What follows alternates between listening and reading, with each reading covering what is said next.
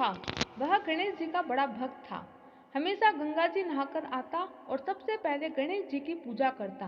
गणेश जी को नहलाता, धुलाता, पोंछता, खिलाता, पिलाता। इस तरह उसे पूरे 2 घंटा लग जाते, लेकिन सेठानी से देखा नहीं जाता। एक दिन वह सेठ से बोली, मैं रोज रोज की आपकी इस पूजा से तंग आ गई हूँ। आपकी पूजा के चक्कर में घर का कोई काम नहीं हो पाता। एक तो बड़ा घर, ऊपर से मैं अकेली, फिर आपकी ये 2 घंटे की पूजा, कोई काम नहीं हो पाता है। और इस बात को लेकर सेठ सेठानी में झगड़ा होने लगा। इधर गणेश जी को एक दिन सेठ के साथ हंसी ठिठोली करने की सूझी और गणेश जी बालक का रूप धारण करके सेठ सेठानी के यहाँ पहुँच गए और बोले, मुझे कुछ काम की जरूरत है। सेठानी तो सुनते ही बड़ी खुश हुई और सेठ के आगे उस बालक को काम रखने पर जिद करने लगी। तब सेठ बोले, तुम छोटे से बालक क्या करोगे? गणेश जी बना बालक बोला, मुझे घर का सारा काम आता है, और आते ही सारे काम में लग गया। सेठानी बड़ी खुश थी। एक दिन घर में पूजा का आयोजन रखा गया। सेठानी को नहाने नदी पर जाना था।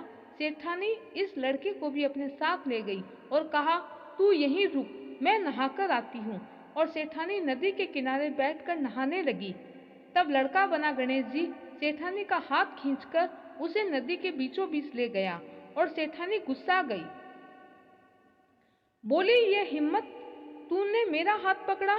गणेश जी बोले, नदी के किनारे बैठकर कौन नहाता है? नहाना है तो बीच में बैठकर नहा लो। तिल मिलाई हुई सेठानी ने सेठ को शिकायत कर दी। सेठ ने सारी बात पूछी तो गणेश जी बोले, सेठ जी, नदी के किनारे कितना गंदा होता है, वहां बैठकर भी कोई नहाता है, इसीलिए मैंने बीच में जाकर नहला दिया। सेठ सोचा, बात तो सही है। थोड़ी देर बाद सेठानी पूजा के कपड़े पहनने लगी तो काला ब्लाउज पहनने को निकाला। गणेश जी ने जैसे ही देखा, सेठानी को डांटते हुए बोला, पूजा में काला ब्लाउज कौन पहनता है? अभी के अभी इसे बदलो, नहीं तो मैं तुम्हें जाने नहीं दूंगा। सेठानी चिल्लाने लगी। सेठ दौड़ कर आए, सारी बात पूछी तो गणेश जी बोले, भला पूजा में भी कोई काला ब्लाउज पहनता है? तो सेठ सोचा, बात तो सही है। सेठ को हर बात में बालक का पक्ष लेना सेठानी को अच्छा नहीं लगा।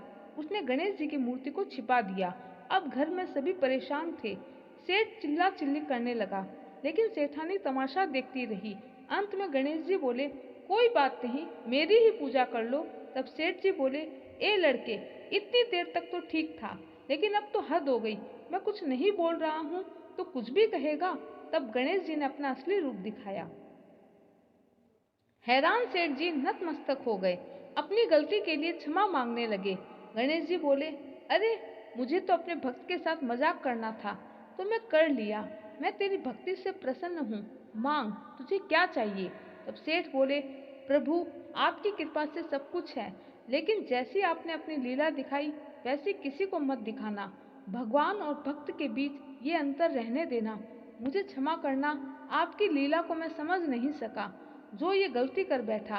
गणेश जी सेठ सेठानी को देखकर मुस्कुराने लगे। दोस्तों, ऐसी रोचक कहानियों के लिए मेरे चैनल को सब्सक्राइब करना ना भूलें। जय श्री कृष्णा।